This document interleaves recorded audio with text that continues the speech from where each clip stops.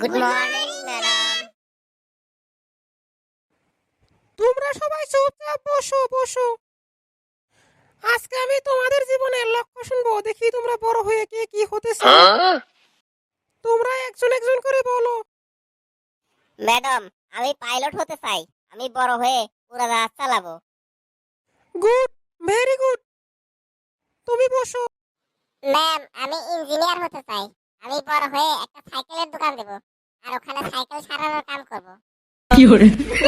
তুমি যেটা বলছো ওটাকে ইঞ্জিনিয়ার বলে না, ওটাকে মেকানিক বলে। ইঞ্জিনিয়ার আর মেকানিকের মধ্যে তফাৎ জানো না, ইঞ্জিনিয়ার হবে বলছো। তুমিও বসো। ম্যাম, আমি ডাক্তার হব। আমি ডাক্তার হয়ে সমাজের সেবা করব। Good, very good. ম্যাম, আমি বড় হয়ে ভালো একজন মা হতে চাই। Good, very good. ম্যাম, আমি পিঙ্কিকে মা হতে সাহায্য করতে চাই। তোমার ভাবনা চিন্তা অনেক খারাপ, তুমিও বসো। গোবর্ধন, তুমি দাঁড়াও। তুমি বলো, এম দেখতে সোজা আর ডাব্লু উল্টা কেন? ম্যাম, এম এর ফুল ফর্ম হচ্ছে ম্যান, আর ম্যানে সবসময় সোজা কথা বলে। তাহলে তো ম্যান সোজা। আর ডাব্লু? আর ডাব্লুর ফুল ফর্ম হচ্ছে উম্যান, আর উম্যানে সবসময় উল্টা কথা বলে। ওই জন্যই তো ডাব্লুটা উল্টা। হবে হবে, তুমি আর কিছু বলতে হবে না, তুমি বসো। মধুসূদন, এবার তুমি দাঁড়াও। বলুন ম্যাম, কি বলতে হবে? তুমি বড় হয়ে কি করবে? ম্যাম, বিয়ে। আমি বলতে চাইছি বড় হয়ে তুমি কি হবে? ম্যাম, জামাই। আরে আমি বুঝাইতে চাইছি তুমি বড় হয়ে কি পেতে চাও। ম্যাডাম, বউ। আরে গাধা, তুমি বড় হয়ে মা বাবার জন্য কি করবে? ম্যাডাম, বউ নিয়ে আসবো। মূর্খ কোথাকার, তোমার কাছে তোমার মা বাবা কি চায়? ম্যাডাম, নাতি নাতনি। আরে তাহলে তোমার জীবনের লক্ষ্য কি? ম্যাডাম, বিয়ে।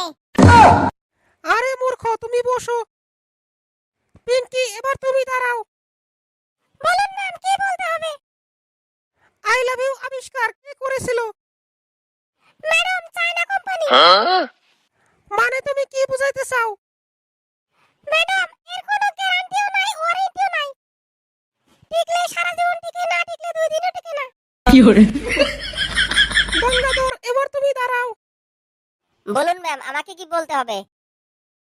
তুমি বলো, 2050 সালে কোনো ছাত্র যদি তার নাম ভর্তির ফিস বিনামূল্যে করাতে চায় তাহলে তার দরখাস্ত কেমন হবে? ম্যাম, এটা আমি খুব সহজেই বলতে পারবো, আপনি খালি শুনুন। 2050 সালের তো, তাহলে শুনুন আমি বলছি। 2050 সালের স্কুলের ছেলে মেয়েদের দরখাস্ত লেখার স্টাইল হবে এমন: বরাবর প্রধান শিক্ষক, রংপুর হাই স্কুল। বিষয় পরীক্ষার ফিস মাফ করার জন্য আবেদন। নমস্কার দিয়ে লজ্জা দিলাম না, কথা হচ্ছে গিয়ে বাপে আমাকে 5,000 টাকা দিয়েছিল স্কুলের নাম ভর্তির জন্য।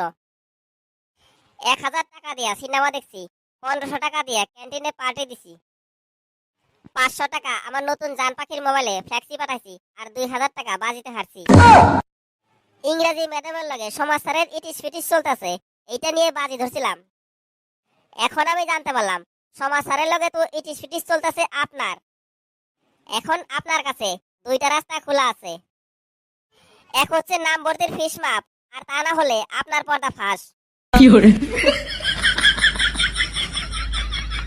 ইতি আপনার একান্ত বাধ্য ছাত্র, খায় তোর কাম নাই, নাম কয়ে বাস খাই।